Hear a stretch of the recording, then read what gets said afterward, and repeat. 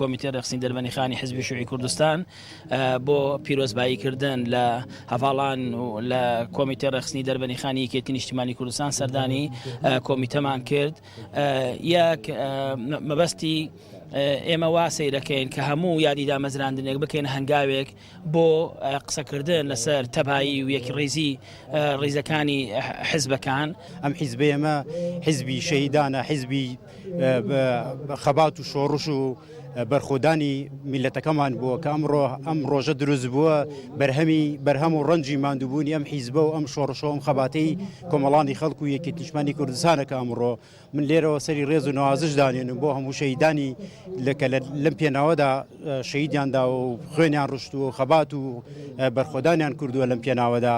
ئێمە ئەم ڕۆژە ڕۆژێکی پڕ لە شکۆ و سەربەرزی و ئازادی بۆ هەرێمی کوردستان بەرز دەنرخێنین و بە گەورەی ڕایەگرین.